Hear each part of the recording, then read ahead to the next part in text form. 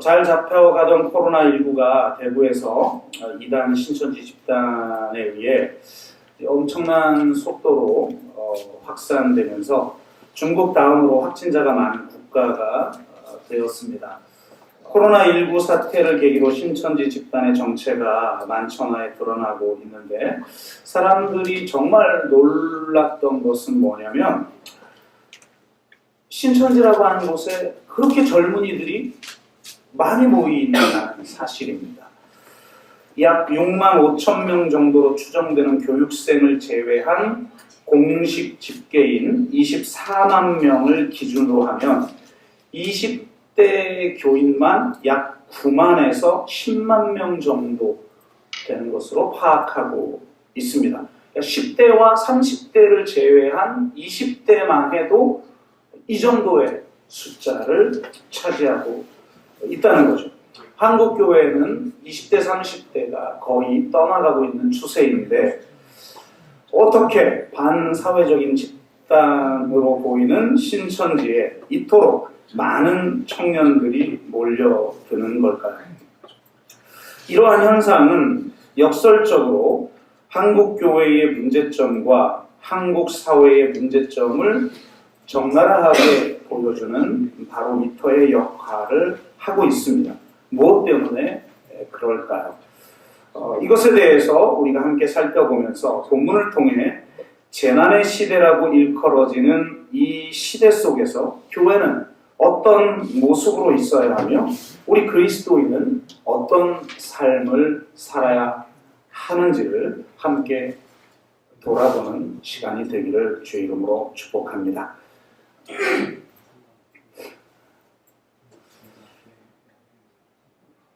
현재 발생하고 있는 문제점을 우리 교회의 비전과 관련하여 살펴보도록 하겠습니다. 구심력에 해당하는 공동체성과 원심력에 해당하는 공공성의 차원, 즉 이 두 차원으로 함께 살펴보도록 합니다. 먼저 내적 차원인 공동체성의 문제점을 알아보기 위해서 신천지 전문가인 변상욱 전 CBS 대기자이자 현 YTN 앵커의 진단을 한번 살펴보도록 하겠습니다. 그는 신천지에 청년들이 몰려드는 이유를 기성사회와 가족 그리고 교회가 20대들에게 주지 못하는 것을 신천지가 채워주고 있다라고 진단을 합니다. 그들이 신천지에 빠지는 이유를 그는 4가지 사회 심리학적 요인으로 정리를 하였는데요. 그 요인 중 첫 번째, 제가 볼 때 두 번째, 세 번째 것은 어느 집단에게든 나타나는 것인데, 이 첫 번째와 마지막 요인이 특히 중요하지 않나 하는 생각을 해봅니다. 첫 번째는 자기 효능감 때문이라고 말합니다. 그러니까 실패를 겪은 상태에서 나고자 다 혹은 너는 나고자다, 너 분발해야 한다 등의 소리를 들은 사람들은 대개 자존감이 크게 떨어져 있습니다. 그러니까 신천지는 이런 사람들의 약점을 파고든다고 합니다. 당신도 세상을 바꿀 수 있다는 허황된 희망의 메시지도 건넨다고 하죠. 문화평론가 신형철은 이렇게 말했어요.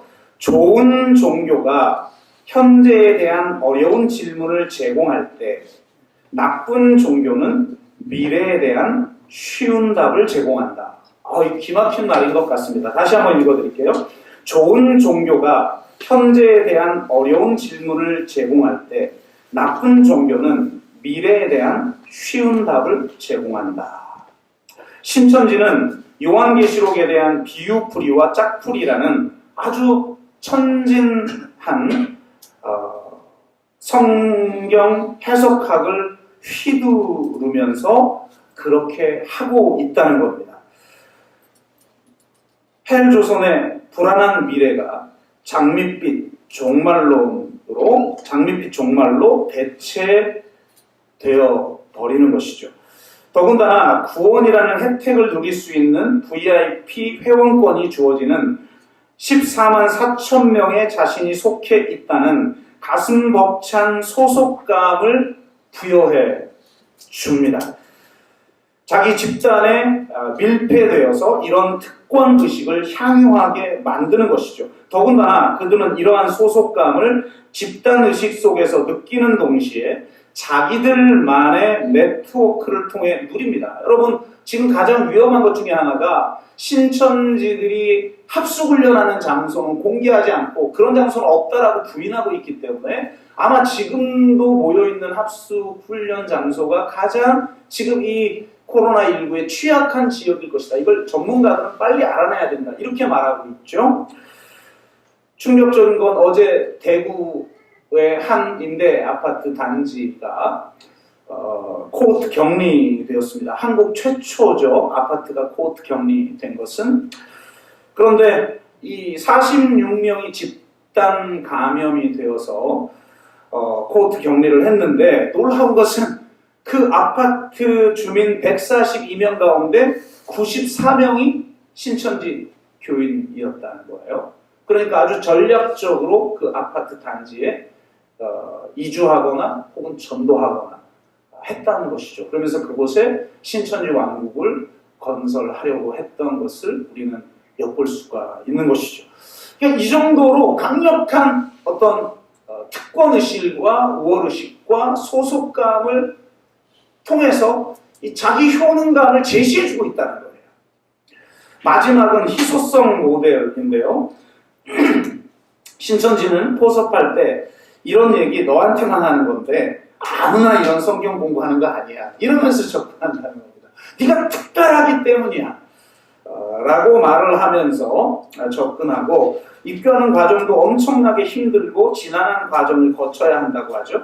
깊은 관계를 맺는 3개월간의 만남이 끝나면 신천지 무료 신학교의 수업을 듣게 되는데요. 6개월짜리 신학교입니다. 청년들은 이곳에서 성경 구절 100개를 달달 외우게 되고 이후 필기 시험까지 통과하면 본인 사는 곳에 팀을 배정받게 되는데 이것이 입교 단계라고 하죠. 입교 이후에는 신천지 총본부에 등록이 되어 교인 카드를 발급받습니다. 카드가 있으면 신천지의 모든 시설을 드나들 수 있게 되는 것이죠.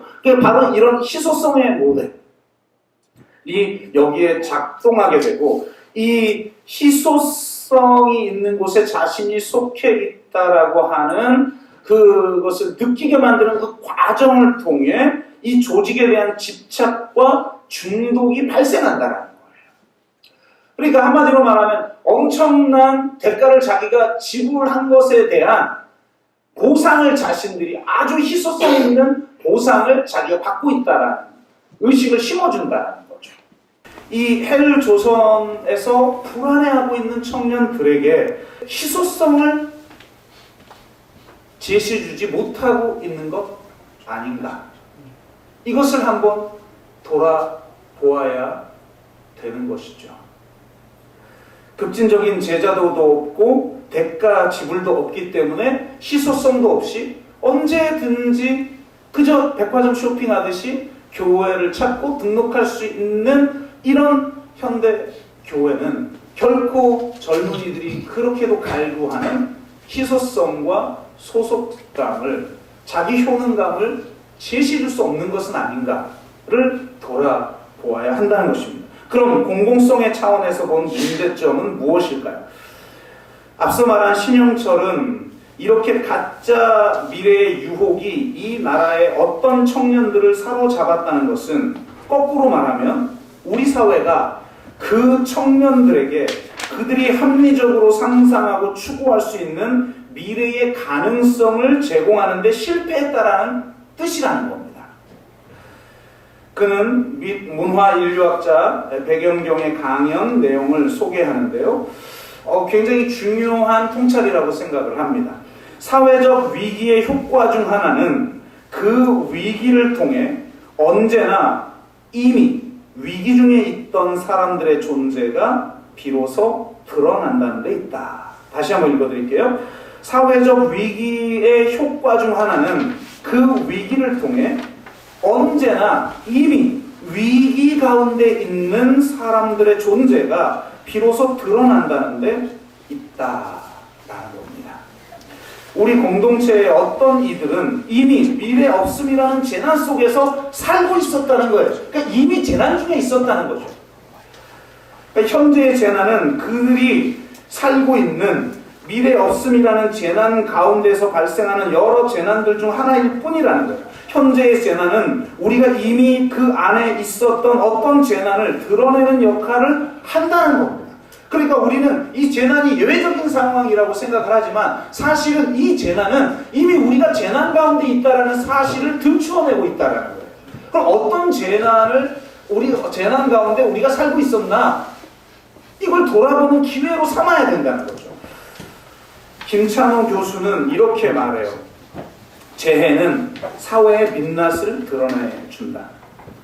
사회적 신뢰 수준이 확인되고 우리가 정말 서로를 신뢰하는 사람들이었나 이걸 확인해주고 공동체와 여러 조직의 저력이 적나라하게 비교되고 있다. 그러니까 이런 재난이 있을 때 과연 그 재난을 감당할 수 있는 사회적 자본을 가진 그런 사회이냐 그런 조직이냐 이걸 들추어내준다는 거예요. 재해는 삶의 진실을 일깨워준다. 그토록 맹렬하게 추구해온 경제성장이지만 생명의 안위보다 앞세우지는 못하는 것을 목격하면서 세상에 마땅한 우선순위를 다시 한번 확인하게 된다. 또한 우리의 삶이 개인이나 국가의 수준을 넘어서 드넓은 그물망으로 존립한다는 것. 거대한 난관 앞에서 인류는 국경을 넘어 운명 공동체가 된다는 것. 그래서 경쟁이 아닌 연대가 요청된다는 것을 배우고 있다. 그리고 평범한 일상사들이 얼마나 고마운지도 알아차린다. 우리 그러잖아요. 이 함께 모여서 예배 드리는 것이 얼마나 감사한 것인지. 벌써 2주밖에 안 지났는데도 막 같이 모여서 예배하고 싶고 막 서로가 그립고 보고 싶고 그렇지 않나요? 그렇지 않은 분들은 계속 온라인 예배 드리시고 얼마나 고마운지를 우리는 알아차리게 되죠. 우리가 누리는 편리함과 풍요로움은 얼마나 무너지기 쉬운지도 알게 됩니다. 인간으로서 최소한의 청결과 품위를 갖추기 위해 얼마나 많은 노동과 시스템이 뒷받침되어야 하는가.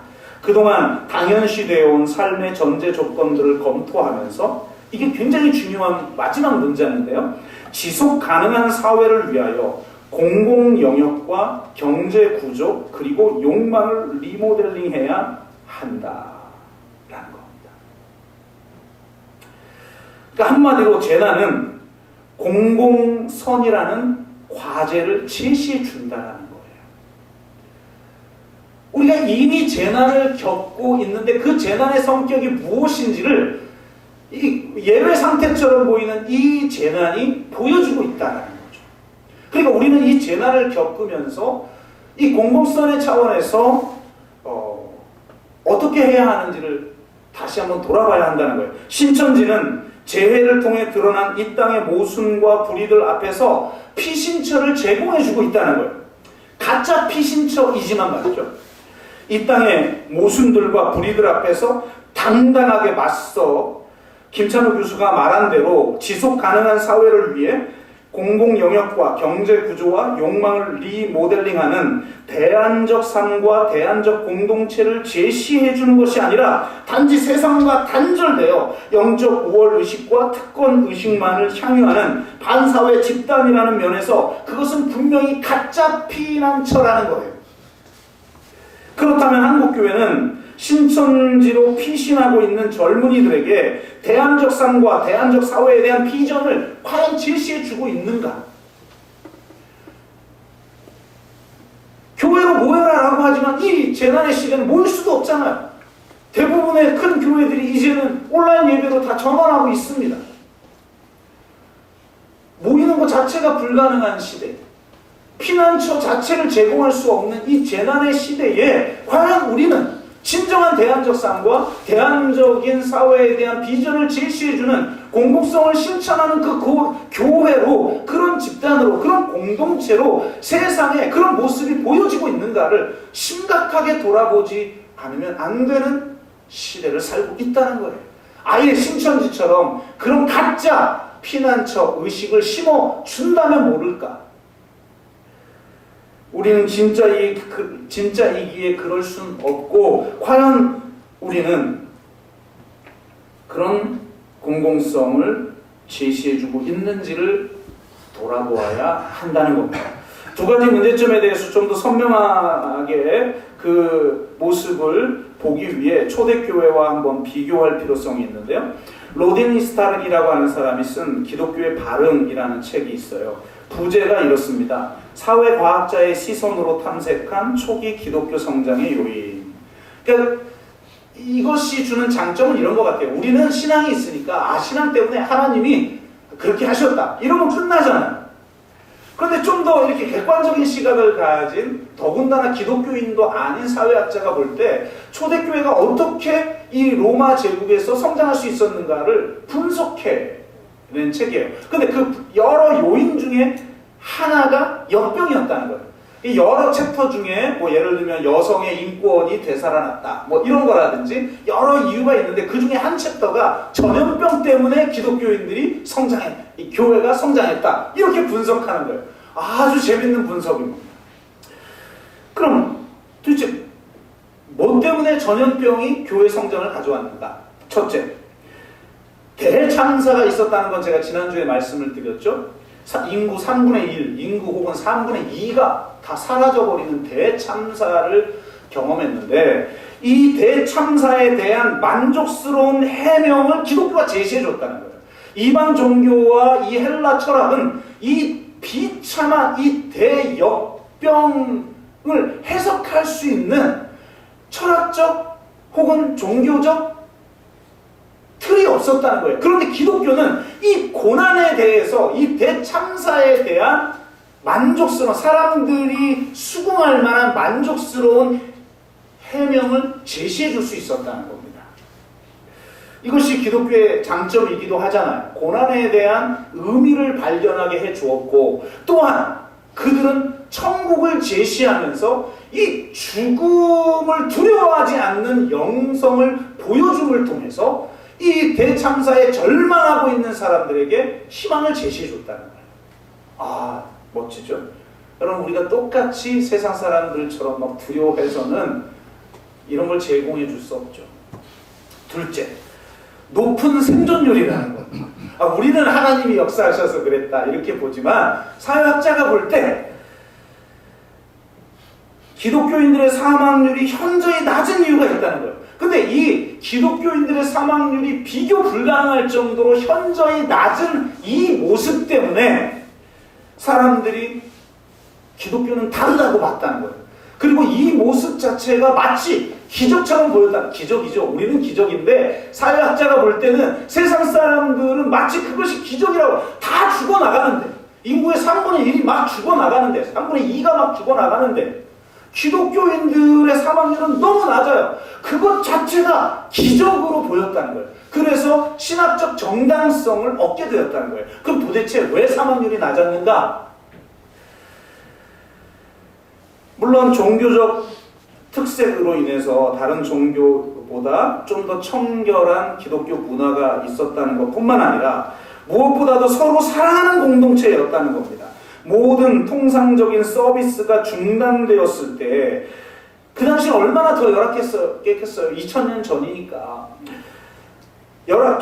모든 통상적 서비스가 중단되었을 때에 기초적인 간호만으로도 사망률을 낮출 수 있었는데, 기독교 공동체는 이런 환자들에 대해서 철저히 물과 음식을 제공하고 서로 돌보는 사랑의 공동체였기 때문에 사망률이 낮을 수밖에 없었다는 거예요. 더군다나 이방 종교인들과 로마 시민들은 전염병이 발생하면 그것으로부터 달아나려고만 하는데, 기독교인들은 세상 사람들에게 환급률을 적용하고 개인의 득실에 근거한 거래관계 이상의 모습을 보여주었다는 거예요. 매일의 삶 속에서 사랑과 구제의 모습을 그들이 보여주었다는 거예요.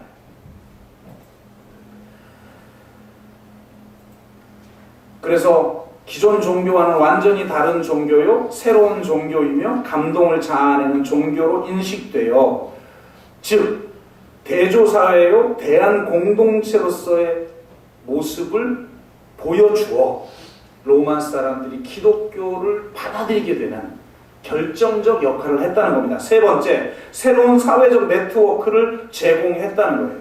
그는 이 책에서 사회학자로 접근을 하기 때문에 우리는 성령의 역사, 하나님의 역사지만 이는 철저하게 객관적 시각에서 볼 때 개종이라고 하는 것은 이데올로기의 탁월성, 즉 교리적 흡입력 때문에 일어나는 것이 아니라고 분석을 합니다. 실제로 당시 기독교는 아주 이상한 종교로 사람들에게 인식되어졌고 무지한 자들의 모임으로 보였으며 무신론자 취급을 받았어요. 그러니 교리적 흡입력 때문에 기독교가 선포하고 있는 메시지가 너무 강력하고 좋아서 개종이 일어날 리가 없다고 보는 겁니다. 교리적 흡입력은 주로 개종 이후에 발생하는 현상이라는 거예요. 다른 어떤 이유 때문에 개종하고 났는데 개종해서 그 공동체에 속해서 교리를 배워나가는 중에 야 이거 너무 멋진 것이구나 라고 생각했을 거라는 겁니다.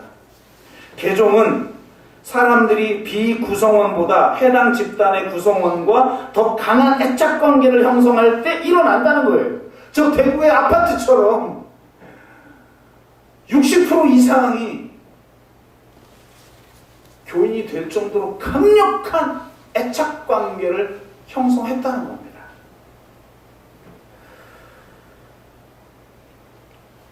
기독교가 바로 이런 새로운 네트워크를 제공했다는, 대역병으로 말미암아 인구가 반, 3분의 2 이상 줄어들면서 기존 사회적 네트워크가 완전히 해체되어 버렸을 때에 새로운 사회적 네트워크를 제공해줬던 곳이 기독교라는 거예요. 왜? 기독교는 그 고난 한가운데에서도 사람들에게 새로운 애착관계를 제공해 주었던 사랑의 공동체였기 때문이라는 겁니다.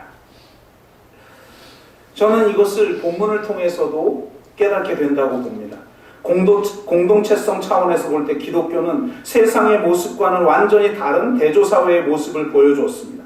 그들은 헬라인이나 유대인이나 남자나 여자나 종이나 자유자나 하나가 되어 매일 집에서 떡을 떼며 기쁨과 순전한 마음으로 음식을 먹는 밥상 공동체를 이루었습니다. 새로운 정체성과 소속감 그리고 희소성을 제공해 주었던 거죠. 더구나 이 세상과 다른 대한 공동체의 모습을 보여줬습니다. 믿는 사람이 다 함께 있어 모든 물건을 서로 통용하고 또 재산과 소유를 팔아 각 사람의 필요를 따라 나눠주는 공동체의 모습을 보여주었습니다. 이 세상의 질서와 가치와는 완전히 다른 공동체의 모습을 통해서 새로운 애착관계를 제공해 주었다는 것이죠. 하나님 나라의 가치와 질서를 실현하는 새로운 공동체라는 새로운 애착관계를 제공해 줄 수 있었던 것입니다.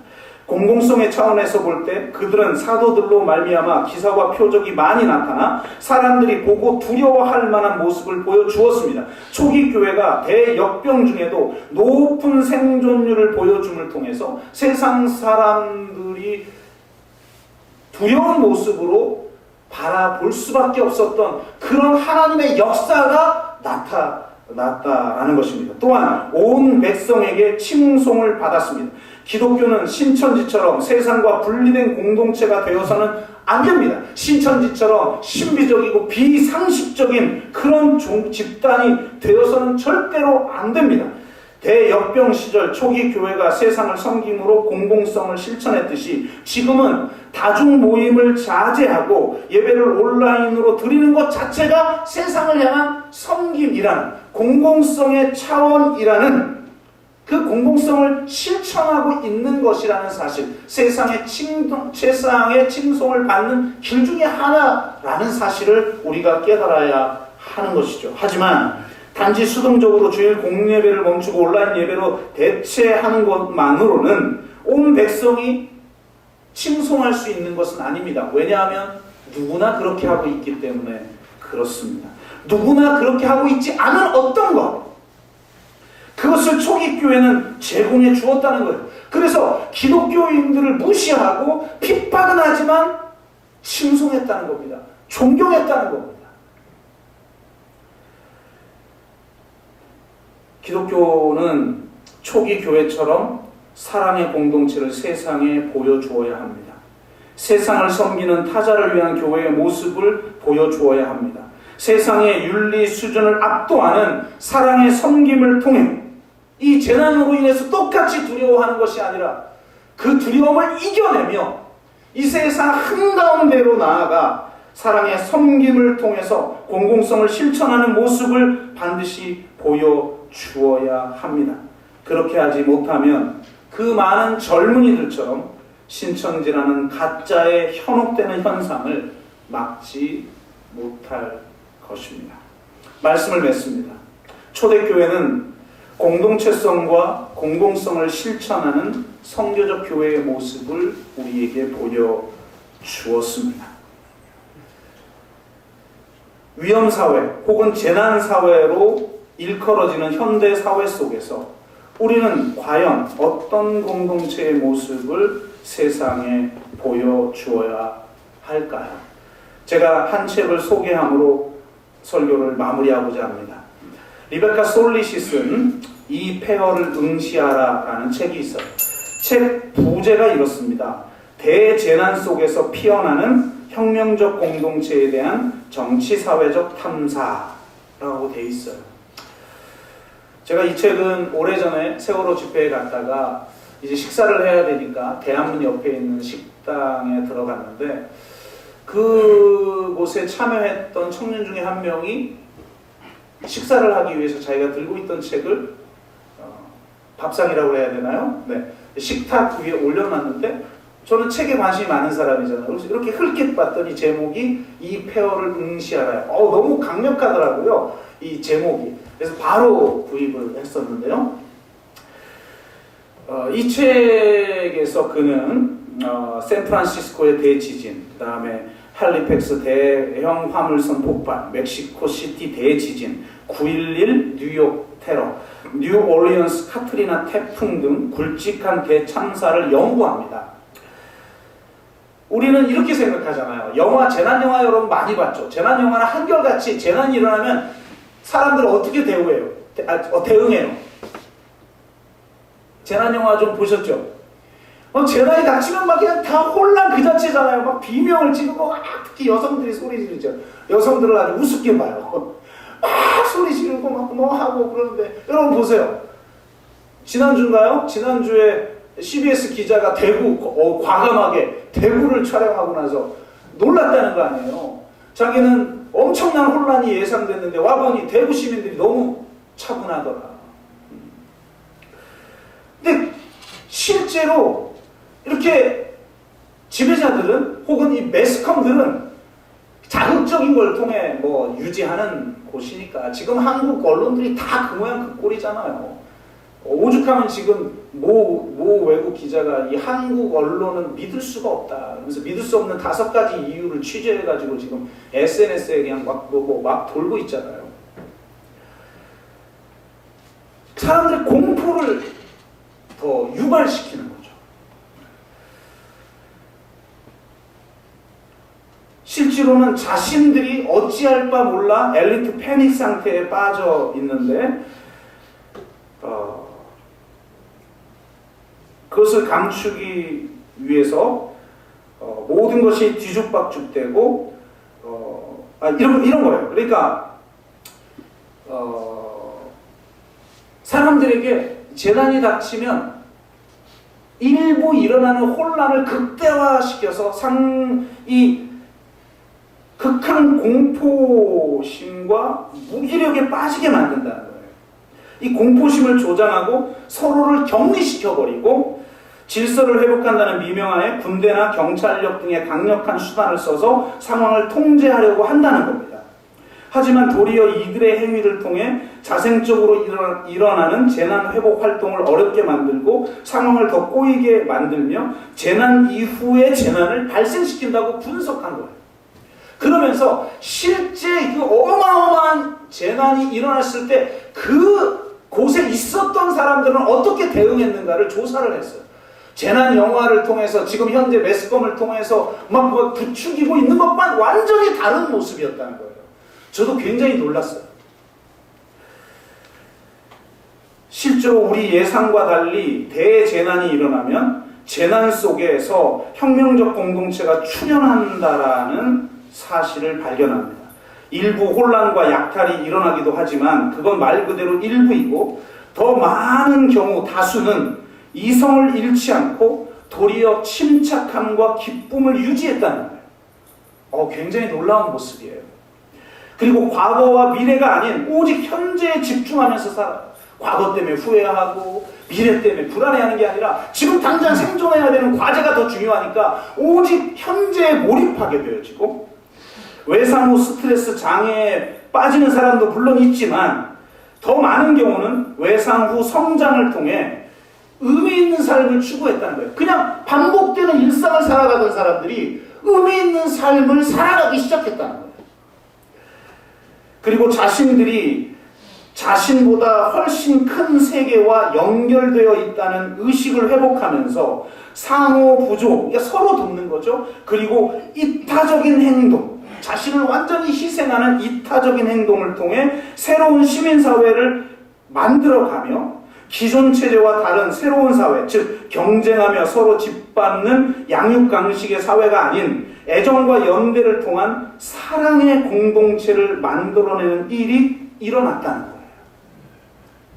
이걸 그는 재난 유토피아라고 하는 말로 설명을 합니다. 실제로 일어났던 것들을 제가 읽는데요, 막 황홀하더라고요. 우리가 재난 영화에서 봤던 막 그런 혼란이 아니라 도리어 이 재난을 통해 새로운 공동체가 만들어지는구나. 그런데 완전히 이 새로운 공동체를 도리어 당국은, 지배 세력들은, 기득권들은 재난 이후에 이걸 해체시켜 버리고 원래 질서로 바꿔놔버린다를 정확하게 사실에 근거해서 분석해냅니다. 저는 이 책에서 저에게 가장 강력하게 와닿던 한 문장이 있었어요. 종교란 뭐냐? 이게 안 믿는 사람들이 종교를 바라보는 시각도 굉장히 전 중요하다고 생각해요. 그들은 도저히 알 수 없는 우리만의 규정이 있죠. 우린 정말 하나님의 임재와 십자가의 그 사랑이라는 것 없이는 종교라는 걸 설명할 수 없잖아요, 우리는. 그런데 믿지 않는 사람들이 바라볼 때 종교가 뭐냐라고 하는 규정 또한 우리가 귀를 기울여야 돼요. 그것이 하나님이 일반 은총을 통해서 이 공동성을 실천하는 교회의 모습이 어떠해야 하는지를 우리에게 보여주기 때문이에요. 그는 이렇게 말해요. 종교란 피해와 상실 없이 재난의 열매를 얻도록 고안된 방식 가운데 하나다. 다시 읽어드릴게요. 종교란 피해와 상실 없이 재난의 열매를 얻도록 고안된 방식 가운데 하나다. 무슨 말이냐면 재난이 닥칠 때 그동안 이기적으로 서로 경쟁하며 얕은 관계만 맺으며 살았던 사람들이 재난이 닥칠 때 평소와는 완전히 다른 모습을 보여준다는 거예요. 온전히 서로 사랑하고 희생하면서 그동안 서로 교환관계, 서로 경쟁 관계에 있었던 관계와는 완전히 다른 사랑의 공동체를 만들어내버린다는 거예요. 근데 종교라는 건 뭐냐? 이런 재난과 고난 없이, 피해 없이, 상실과 피해 없이 평상시에 재난을 통해서만 이룰 수 있는 공동체를 이루어내는 곳이 종교다. 이게 멋지지 않아요? 우리는 과연 이런 피해와 이런 상실과 이런 재난이 없을 때 젊은이들이 신천지에 매혹되어서 9만에서 10만 명이 막 몰려들고 있는 그런 매력을 과연 교회들은 제공해주고 있는가? 재난 없이, 상실 없이, 피해 없을 때 우리 교회는 과연 이런 매력적인 공동체, 이런 혁명적인 공동체의 모습을 과연 보여주는가? 그러지 못하면 이 재난이 닥칠 때 우리는 도리어 사회에 지탄을 받는 공동체가 됐고, 우리는 더 이상 사람들이 매력을 느끼지 못하는, 희망을 제공하지 못하고 피난처를 제공하지 못하는 공동체가 될 것입니다. 우리는 다시 한번 이 초대교회의 모습을 바라보면서 우리의 공동체성은 어떠해야 할지, 우리의 공공성을 실현하는 실천들은 어떠해야 할지를 돌아보아 다시 한번 우리 향후 10년을 어떻게 우리 공동체를 만들고 어떤 사명들을 감당해야 할지를 돌아보는 그런 깊은 성찰의 시간, 기도의 시간, 그런 시간들이 되기를. 그리고 각 가정에서 예배드리는 여러분 모두가 우리 가정은 그냥 우리 가정만 보호하는 그런 가족 이기주의가 아니라 두려워 떨며 세상 사람들과 똑같이 반응하는 것이 아니라 어떻게 더 적극적으로 이 공동체성과 공공성을 실천할 건지를 함께 고민하고 그 고민한 내용을 서로 같이 나누는 그런 가족 공동체가 되기를, 그리고 우리 공동체 되기를 주의 이름으로 축복합니다.